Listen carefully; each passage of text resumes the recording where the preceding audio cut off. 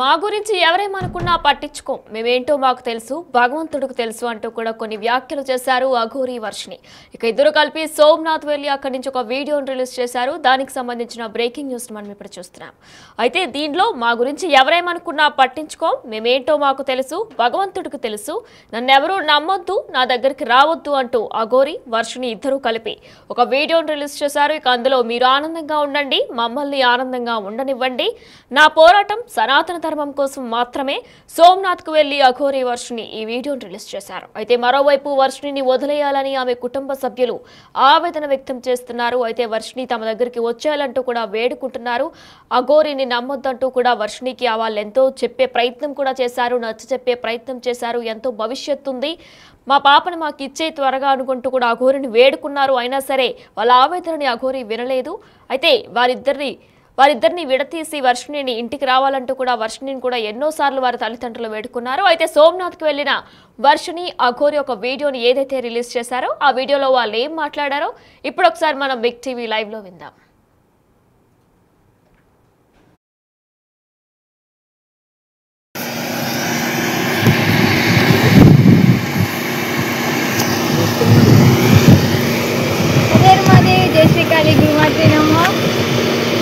హర హర మహాదేవ్. ఓం నమ శివ. అఘోరికాళీ నమ, గురుదత్తే నమ. సనాతన బంధువులకు, హిందూ బంధువులకు హర హర మహాదేవ్. ఈరోజు మేము సోమనాథ్కు చేరుకున్నాం. మంచిగా ఘనంగా, మంచిగా ప్రశాంతంగా దర్శనం చేసుకొని ప్రజలు కూడా చాలామంది వచ్చారు. వచ్చి వాళ్ళని కూడా ఆశీర్వదించి ఇప్పుడు మేము మళ్ళీ బయలుదేరడం జరుగుతుంది ఉజ్జయిన్కు. ఉజ్జయిన్ వెళ్ళిన తర్వాత అక్కడ కూడా మీకు చెప్తాను, శ్మశానం నుండి చూపిస్తాను. ఇది మొదటి జ్యోతిర్లింగం. సో ఈ ఫస్ట్ జ్యోతిర్లింగాన్ని దర్శనం చేసుకుని ఎంతో చక్కగా జరిగింది దర్శనం. స్వామి అసలు శివయ్య అయితే ఎంత బాగున్నారంటే చాలా బాగున్నారు. సో ఫస్ట్ జ్యోతిర్లింగాన్ని దర్శనం చేసుకున్నాం కదా, నెక్స్ట్ ఉజ్జయిన్ వెళ్తున్నాము. అక్కడ వీడియో కూడా మీకు ఖచ్చితంగా పెడతాము. హర హర మహాదేవ్. మేము ఇదే చెప్పగలుగుతున్నాం. ఎవరు ఎంతమంది ఎలా అనుకున్నా సరే మమ్మల్ని, మేమేంటో మాకు తెలుసు, భగవంతునికి తెలుసు. మీరు ఏమనుకున్నా సరే మాకు అంత ఫరకేం పడదు. మీరు ఇంకా అనుకోండి, కానీ నన్ను నమ్మద్దు, నా దగ్గరికి రావద్దు. నా పోరాటం, నా ధర్మం గురించి, నా సాధన నన్ను చేసుకొనివ్వండి. మీరు ఆనందంగా ఉండండి, నన్ను ఆనందంగా ఉండేలాగా చూడండి. హర హర మహాదేవ్. ఇది సోమనాథ్ టెంపుల్. ఇక్కడ సోమనాథ్, ఇది మెయిన్ సోమనాథ్ టెంపుల్.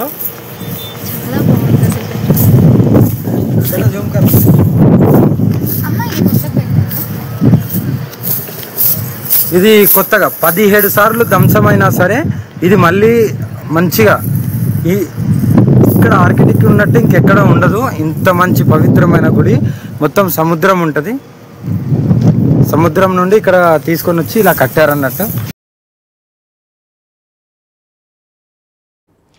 ఈ విధంగా సోమనాథ్ క్షేత్రానికి వెళ్లిన అఘోరి వర్షిని కూడా ఒక వీడియోని చేసి ఆ వీడియోని రిలీజ్ చేశారు. మా గురించి ఎవరేమనుకున్నా పట్టించుకోమని, మేమేంటో మాకు తెలుసు, భగవంతుడికి తెలుసు, నన్నెవరూ నమ్మొద్దు, నా దగ్గరికి రావద్దు, మీరు ఆనందంగా ఉండండి, మమ్మల్ని ఆనందంగా ఉండనివ్వండి, నా పోరాటం సనాతన ధర్మం కోసమే, సోమనాథ్కి వెళ్లి ఈ మాటలు మాట్లాడి ఒక వీడియోను కూడా రిలీజ్ చేశారు. మరైతే ఇక ఇదే నేపథ్యంలో ఇప్పటి వరకు కూడా ఇటు వర్షిని తల్లిదండ్రులు, అన్నయ్య కూడా ఎంతో ఆవేదన వ్యక్తం చేస్తున్నారు. తమ చెల్లిని అలానే తమ కూతుర్ని కూడా అప్పగించాలంటూ కూడా అఘోరిని ఎన్నోసార్లు వారు డిమాండ్ కూడా చేశారు, ఇటు వేడుకున్నారు కూడా. అయినా సరే పట్టించుకునే పరిస్థితి, ఇంటికి రానంటూ కూడా మేము మొండికేసి చెప్పుకొచ్చారు వర్షిని. అయితే వారి తల్లిదండ్రులు బిగ్ టీవీతో మాట్లాడారు.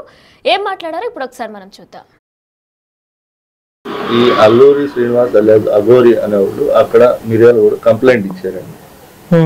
మా తమ్ముడు వల్ల, మీ సిస్టర్ కూడా మా తమ్ముడు, మా అన్న వల్ల, విష్ణు వల్ల ప్రాణహాని ఉందని కంప్లైంట్ ఇచ్చారు. దానిపై మీరేమంటారు?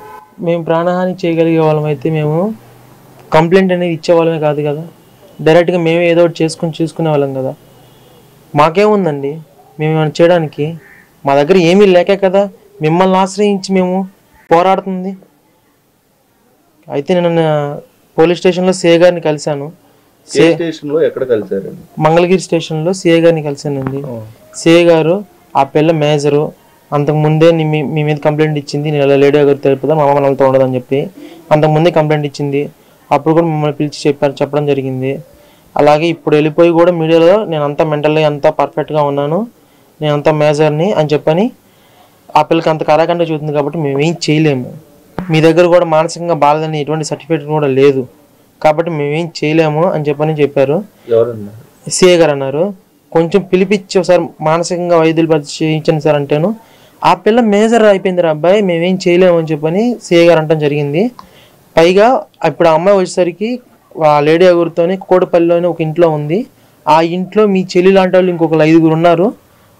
ఇద్దరేమో పెళ్ళైన వాళ్ళు, ముగ్గురేమో పెళ్లి కాని వాళ్ళు ఆడపిల్లలేను అని చెప్పని సిఐ గారు చెప్పడం జరిగింది. అది ఏదేమైనా మీ చెల్లె డిసైడ్ చేసుకుని రావాలి, కానీ మీ చెల్లి కరాఖండిగా మీరు వద్దని చెప్పేస్తుంది. కంప్లైంట్ ఇచ్చింది, ప్రాణహాని ఉంది నా కుటుంబం వల్ల, విష్ణు వల్ల అని పదే మీడియాలో చెప్తున్నారు. ప్రాణహాని చేయడానికి నేనేం చేస్తానండి? నేను ఇప్పుడు ఏం చేస్తున్నాను? నా దగ్గర ఏముందని చేస్తాను ప్రాణహాని? ఏమైనా చేయడానికి నా దగ్గర ఏమైనా స్కోప్ ఉందా చెప్పండి? ఏముంది? నేనేం చేస్తాను ప్రాణహాని? నేను ప్రాణహాని చేసేవాడిని అయితే డైరెక్ట్గా వెళ్ళి ఎదుర్కొనేవాడిని, కానీ ఇలా పోలీసులను ఆశ్రయించేవాడికి అయితే కాదు, మీడియాని ఆశ్రయించేవాడిని కాదు. అది నేను కూడా ఇంకా సిఏ గారు చెప్పిన మాటలను బట్టి నేను ఇక వదిలేసుకుందాము. మీడియా అయితే నాకు చాలా బాగా సపోర్ట్ చేసింది. మీ బిగ్ టీవీ కానివ్వండి, ఇంకా ఇతర మీడియా ఛానల్స్ కానివ్వండి, నాకు చాలా బాగా సపోర్ట్ చేశారు. ఇంకా నేను వదిలేసుకుందాము. ఈ 2 తెలుగు ఇక్కడ ఊర్లోనే తిరగలేకపోతున్నాను. మామూలుగా వెళ్ళి ఏదైనా టిఫిన్ తెచ్చుకుంటా బయటకు కూడా వెళ్ళలేకపోతున్నాను. అంటే ఎందువల్ల వెళ్ళలేకపోతున్నారు? ఏం జరిగింది? ఇలా మీడియా అంతా గుచ్చిగా ఆ పిల్ల చేసిన పనికి కానీ, ఆ లేడీ గారి చేసిన పనికి కానీ ఇలా పేరంతా బాగా ఖరాబ్ అయిపోయి వెళ్ళలేకపోతున్నాం. బాగా వీడియోస్ ట్రోల్స్ అవడం కానీ, అందుకని 2 తెలుగు రాష్ట్రాల్లో ఇంకెక్కడ ఉండలేమని చెప్పని ఏదో ఎక్కడో చోటుకి వెళ్ళి బతుకు తెరుగు కోసం ఏదో పని చేసుకోవాలి. కాబట్టి మేము ఇంకెన్నాళ్ళని పోరాడతాము. మాకు పని చేస్తేనే మాకు ఇల్లు గడుస్తుంది. సో మేము ఇంకా ఏం పని చేయటంతో మీ నాన్న పరిస్థితి, ఆరోగ్య పరిస్థితి బాగాలేదు కాబట్టి ఊరు వదిలి వెళ్ళిపోతున్నారు అని అంటే ఆయన పరిస్థితి ఎలా ఉంటుంది? పర్లేదండి, నేను చూసుకుంటాను మా నాన్నగారి గురించి. నేను ఏదైనా ఒక చిన్న షాప్ అయినా పెట్టుకోగలను, లేదా ఆ ర్యాపిడో, ఊబర్ ఇలాంటివి ఏమైనా చేసుకోగలను. నేను పర్లేదు, మొన్నటిదాకా కూడా అలానే చేసుకున్నాను. మళ్ళీ అడుగుతున్నాను, ఎందుకు అంటే వాళ్ళకి భయపడి మీరు ఊరు వదిలి వెళ్ళిపోతున్నారా లేకపోతే ఏంటండి? ఇక్కడ చూస్తుంటే పోలీసులు కూడా ఏమీ చేయలేకపోతున్నారు, ప్రభుత్వం పట్టించుకోలేకపోతున్నారు. కానీ మీడియా ఒక్కటి మాత్రం మాకు బాగా సపోర్ట్ చేస్తుంది. కానీ ప్రభుత్వం కానీ పోలీసులు కానీ ఎవరు ఏమీ చేయలేకపోతున్నారు. ఇక్కడ మీరు చూసుకున్నట్టే కదా. ఇంకా ఈ విషయంలో మాత్రం లేడీ అగోరాని గెలిచింది. మేము ఇంకా పోరాడలేము, ఎందుకంటే మేము పోరాడేంత శక్తి కూడా మా దగ్గర లేదు. నేను ఏదో ఒకటి చేస్తే కానీ ఇల్లు గడదు నాకు. అలాంటిది ఇంకా ఎన్నాళ్ళని ఇంకా ఆపుకొని ఏ పని చేయకుండా ఇంకా ఎన్నాళ్ళని పోరాడగలను నేను? అంటే మీరు ఓన్లీ మంగళీరే కలిసారా? ఇంకా ఉన్నతాధికారులను కలవచ్చు కదా, కలవలేదా? లేదండి, ఉన్నతాధికారులు ఎవరు పోలీసులు ఏం చేయలేకపోతున్నారు. ఇంకా ఉన్నతాధికారులు ఎవరిని కలవమంటారు? నాకు ఎవరు తెలుసు చెప్పండి? నాకు ఎవరు తెలియదు. నాకు పోలీసులను ఆశ్రయించడం, ఇలా మీడియాని మిమ్మల్ని కలవడమే తప్పించి నాకు ఎవరు తెలియదు. తెలుసుంటే ఈ పాటికి నేను ఇంత ఇదిగా ఉండేవాడిని కాదు. ఆ ఉన్నతాధికారులు కూడా ఈ వీడియో ఒకరు చూస్తారా? చూడలేదా చెప్పండి? చూడలేదంటారు. ఈ వీడియోలు ఏం చూడలేదంటారా? సాయం చేయాలనుకునే వాళ్ళైతే ఎప్పుడో చేసేవాళ్ళు. లేదు, మాకు ఇంకా న్యాయం జరగదని అనిపించింది. ఇంకా మేము కూడా ఇంకా ఇక్కడ ఉండలేకపోతున్నాం. ఏ ఊరు వెళ్ళాలి, ఎక్కడ ఏమనుకుంటున్నారు? ఇంకా డిసైడ్ అవ్వాలండి. 2 రోజుల్లోనే డిసైడ్ వెళ్ళిపోతామండి. అంటే ఇప్పుడు మీ సిస్టర్ మీరేం చెప్పదలుచుకున్నారు ఫైనల్ గా? నేనేం చెప్పదలుచుకోవట్లేదండి. తను రావాలనుకుంటే రమ్మని చెప్పండి, అంతే. అంటే రావాలనుకుంటే మీరు వెళ్ళిపోతున్నారు అంటున్నారు కదా. మంగళగిరి వచ్చి పోలీసుల దగ్గర నా నెంబర్ ఉందండి.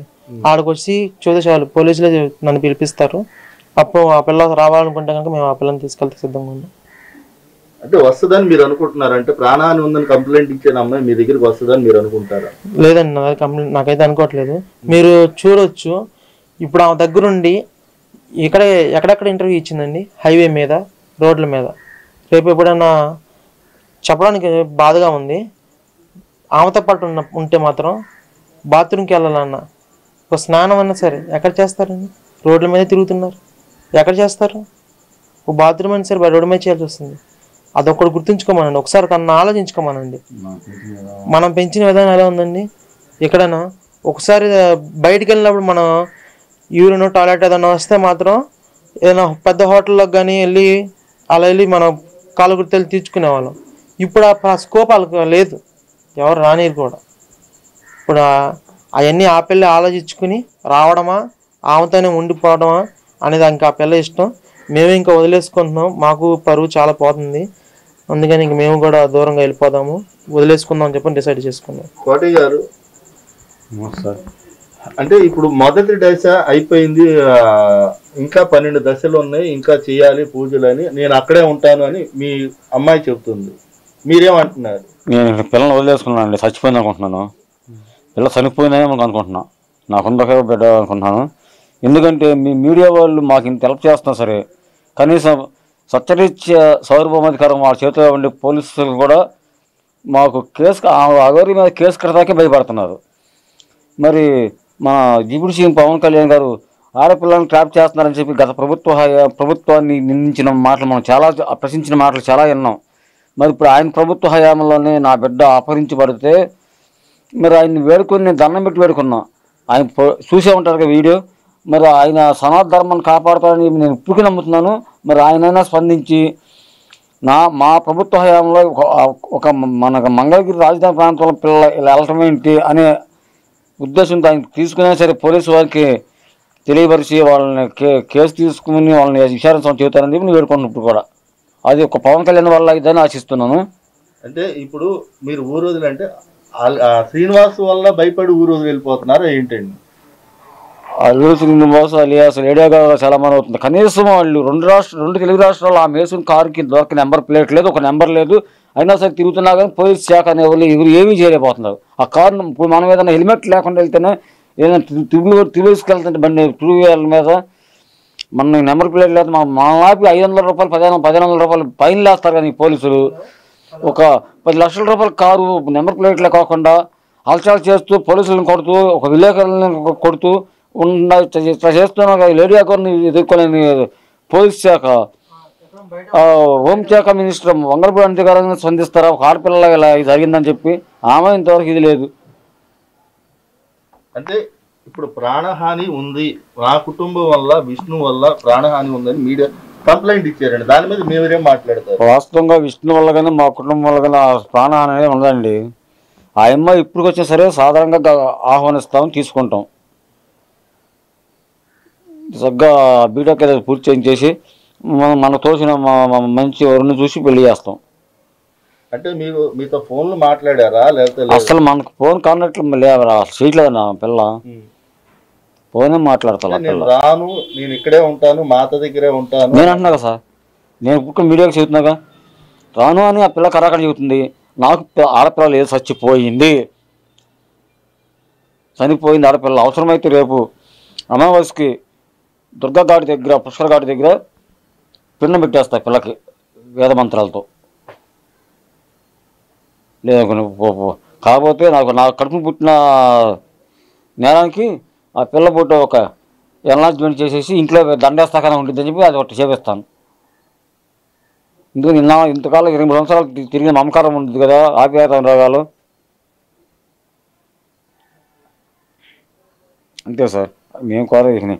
ఇప్పుడు అసలు మేము బయటకు వెళ్ళాలంటే కూడా కొంచెం బాధగా ఉంది. ముఖం చూపించలేకపోతున్నాం. ఈ ఊరిలో వెళ్ళిపోవాలనుకుంటున్నాం. అది కానీ మీరు ఇంతకాలం కూడా మీరు మీడియా వాళ్ళు ఎంత ఫోర్స్ చేసి ఇంత సహాయం చేస్తున్నారు కదా, పోలీసు వాళ్ళకి మీరు కూడా వెళ్ళారు అడిగారు. మరి వాళ్ళ స్పందన లేదు, కేసు తీసుకోవడం లేదు. ఇదే మన పోలీస్ శాఖ, మన ఆంధ్రప్రదేశ్, మన భారత రాజ్యాంగంలో ఉన్న ఆంధ్రప్రదేశ్లో పోలీస్ శాఖ రాజ్యాంగ సభ్యత్వం అంటే ఇదా?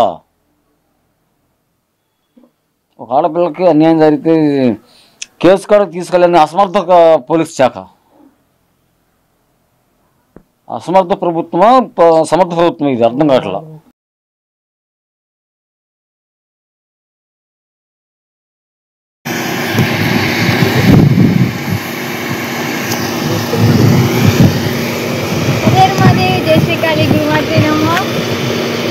హరహర మహాదేవ్. ఓం నమ శివ. గురికాళీ నమ, గురుదత్తే నమ.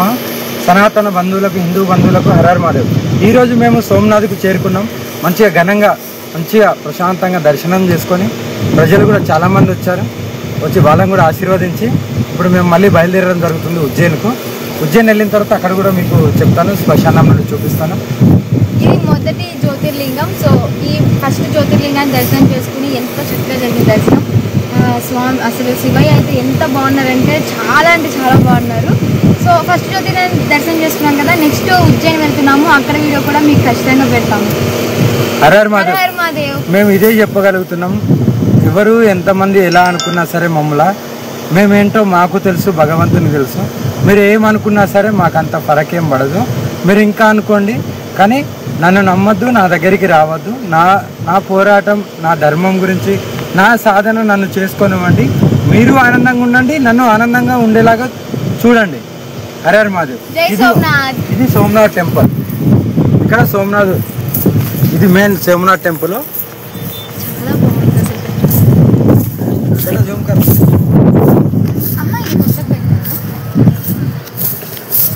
ఇది కొత్తగా 17 సార్లు ధ్వంసమైనా సరే ఇది మళ్ళీ మంచిగా ఇక్కడ ఆర్కిటెక్ట్ ఉన్నట్టు ఇంకెక్కడ ఉండదు. ఇంత మంచి పవిత్రమైన గుడి మొత్తం